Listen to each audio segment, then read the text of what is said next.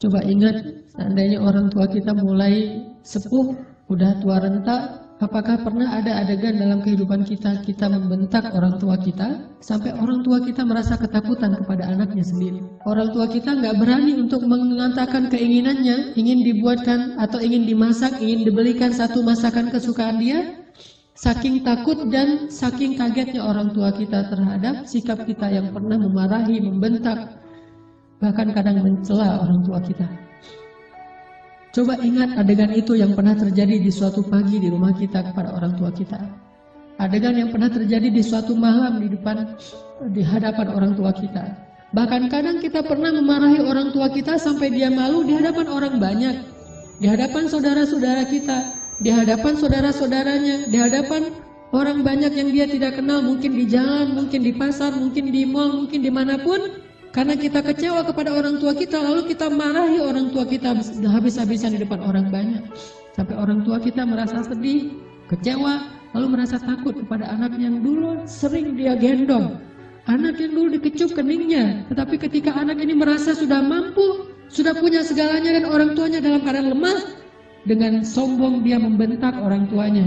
Dengan sombong dia memarahi orang tuanya, tanpa pernah peduli dan tidak pernah lagi ingat bagaimana dulu dia diperlakukan oleh ayah ibunya. Ingat, adegan itu pernah terjadi dalam kehidupan kita. Kalau kita merasa kita tidak pernah melakukan itu, mungkin kita adalah seorang pelupa. Saya kira orang seperti kita yang dulu pernah masa-masa kelam, pernah nggak stabil emosinya, pernah mengalami masa-masa sulit. Saya kira semua kita pernah ngalamin masa ketika kita benar-benar menyakiti perasaan ayah dan ibu kita. Kita buang semua jasa mereka, lalu kita mengatakan kalimat-kalimat yang seolah-olah kita adalah anak yang tidak pernah mendapatkan kebaikan dari orang tua kita. Ayah kita diam ketika dimarahi oleh kita, dan dia tidak pernah mengatakan, dulu kamu pernah seperti ini tapi saya sabar. Dulu saya habis-habisan berkorban untuk kamu, saya korbankan semuanya, saya siang malam mencari nafkah untuk kamu. Ayah kita tidak pernah mengatakan itu di hadapan kita. Dia tetap sabar menanggung semua ucapan-ucapan dan bentakan dari anaknya. Apalagi ibu kita. Apakah dia mengandung kita 9 bulan hanya untuk ketika kita lahir lalu membentaknya? Dia mengandung kita 9 bulan dalam kepayahan, gak bisa duduk, gak bisa tidur, gak bisa berdiri, jalan kemana-mana berat.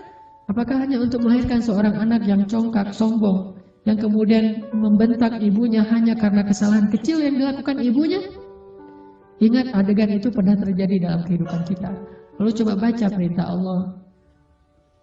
Sehingga pantas jika Allah Subhanahu wa Ta'ala sangat murka kepada anak sesoleh apapun dia, ahli tahajud sekalipun, tinggal di Masjidil Haram sekalipun, kalau dia durhaka kepada ayah ibunya, ini tidak ada nilainya di mata Allah Subhanahu wa Ta'ala. إما يبلغن عندك الكبر أحدهما أو كلاهما فلا تقل لهما